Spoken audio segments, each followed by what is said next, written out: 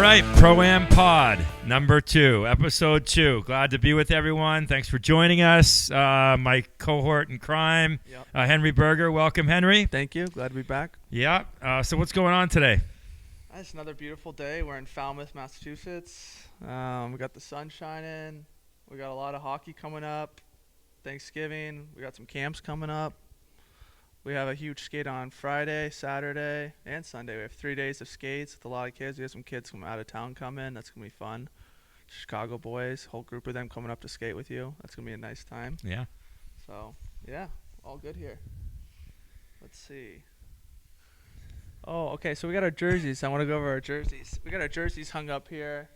We got your USA one. What was that from? It was a skate. Yeah, we played the Russian team. It was like a kind of a Bruins alumni. No big deal. I played with Ray Bork, my D partner. But yeah, well, yeah, we're gonna talk about that because I want to know about the players you played with. But real quick, your Providence. Where how many years you spent Providence? 1 year, P. Bruins. Yeah, Eddie Shore Award, right? Yep. And you still hold the record for Goals by a defenseman. Yep, not a big deal. Not stealing that from Spit Chicklets, but not a big deal. Let's see. Your Bruins won. Though you have a nice story about that first Bruins game, don't you? You had all your buddies in town or something. Yeah, I have. I think that's going to be a whole nother day of stories. Yeah. But I would like to tell you about my first NHL game. Okay. All right. My first NHL game, and I think I don't have the jersey, my Toronto jersey, and I kind of need to get it. But last year, a customer of mine was at a Buffalo Sabres game, and there was a guy in the stands with the Sarowick spelt wrong on the back of the jersey, Toronto Maple Leaf jersey. She took a photo and sent it to me. So we'll add that photo. Yeah, JJ, you'll find that, right? Yeah, we'll be good. But so my first NHL game, I had a historian from Toronto Maple Leafs got in touch with me last year, and he said he was writing a story about every first NHL game of every living Toronto Maple Leaf player. So he's like, you were the last guy that we had to track down. So he finally found my number and tracked me down. So he goes, do you have an interesting story about your first NHL game? I said, well, it's a little bit unique, yes.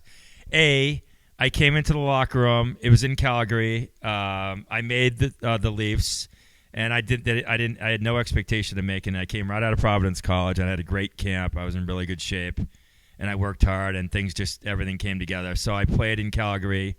And I walk in the locker room, and I look at my jersey, and it was spelled I-C-K instead of I-K. Wild. You rattled? I was just like, I kind of had tears because you work so hard to get there. You're so psyched. Mom and Dad are going to be watching on TV. And it's a tough start. Yeah, tough start. And it kind of didn't get a lot better from there on in. I went out for warm-ups. I was still a little bit rattled. I come back after warm-ups, and I take my jersey off. I hang it up, and I go to the bathroom, run into the bathroom. I come back, and the coach charges me, and he's like, Sarowick, you're disrespecting the Maple Leaf. And my jersey was on the floor. It fell off the hook. It fell onto the ground, and he grabbed me, and he started shaking me as if I wasn't rattled enough my first NHL game.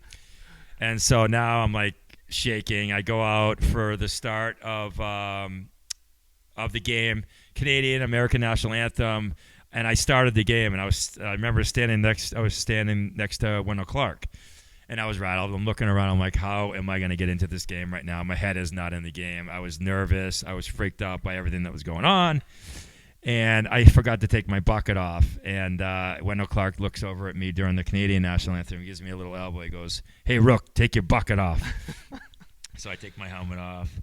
And then, anyways, I got through the game. It was like the second period. I was doing okay.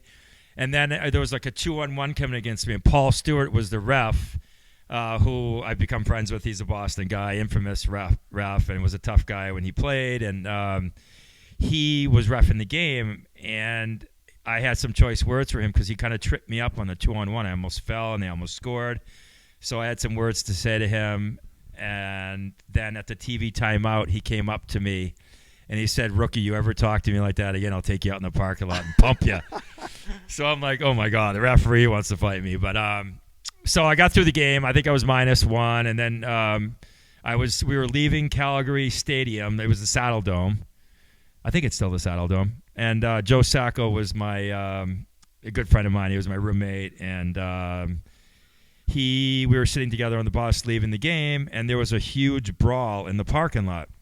And the brawl there was two guys, and one guy was really pumping the other guy. He was almost unconscious, and he just kept pounding him, and his head was like going off the pavement. So our GM stopped the bus. There was like a little bit of snow on the ground.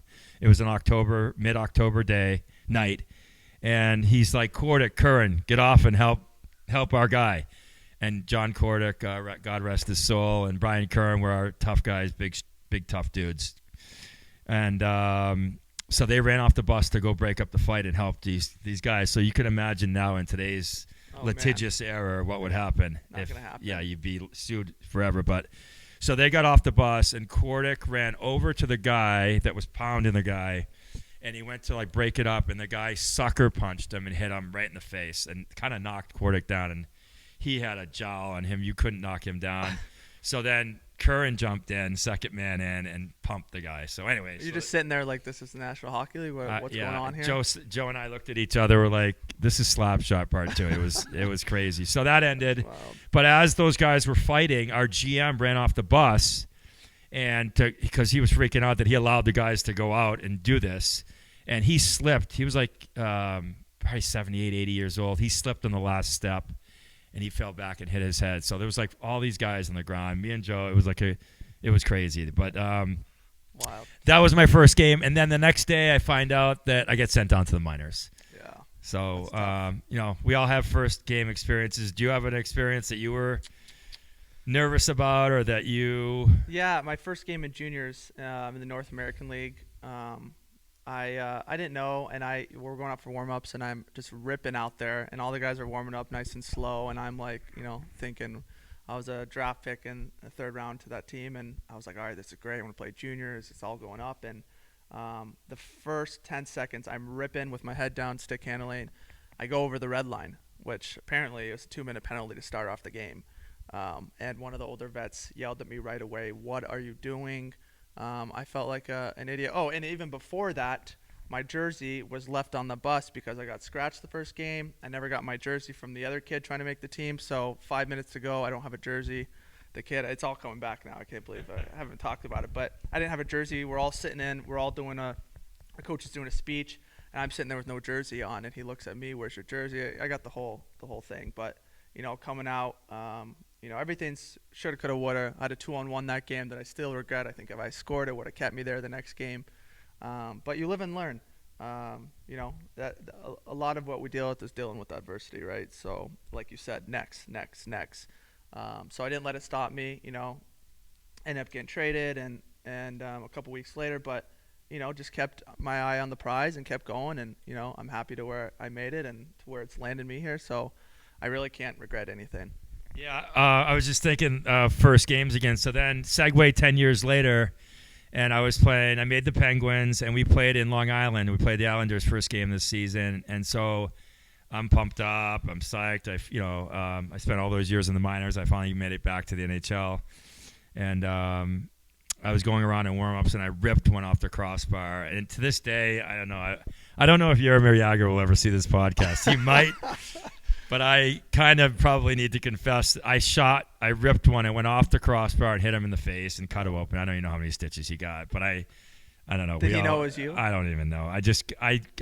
We were all ripping pucks off everything, and so I kind of feel like if he did know it was me, I would have been sent down to the minors because he was making $10 million at the time, and I wasn't. But I don't know if you remember this. I know you play a lot of games, but sorry, buddy. Yeah. But he's probably still playing. Yeah, he's got to be close to 50 he's now. He's training. That guy trains. Yeah, he's a beast. He was unreal to play with. But so many great players, so many good teammates, so many stories that we'll be discussing. But you had some good D partners in your life. Yeah, sure. I had some good D partners. So I played with, oh my God, this is going to be Bill Armstrong. He's GM of Arizona right now. Yep. He was we call him Huggy, great guy, tough kid. He's doing a great job in Arizona. Pete Laviolette was a D partner of mine, and Bruce Cassidy, and Joel Quinville was a D partner of mine for a whole season. Just a lot of guys that I play with. Tom Fitzgerald is my teammate at Providence, and he's GM now. And John Ferguson's an assistant GM. Another guy I play with, Joe Sacco, assistant coach. On and on and on, a list of guys that I play with. But it's interesting looking back how now we're all into coaching or into management or developing, training, running, but still involved with this great game of hockey. We're all blessed to be doing this game. Like you said, it's not a job when you're doing something you love to do. Yep. But playing with Quinville and playing with Cassidy and playing with Laviolette, as I was playing, spent the whole year with those guys, I just knew they were just such good teachers and mentors on the ice, and as a D partner with me, and just I was learning stuff every game that they were breaking things down for me. So it's no surprise that they're all highly successful coaches.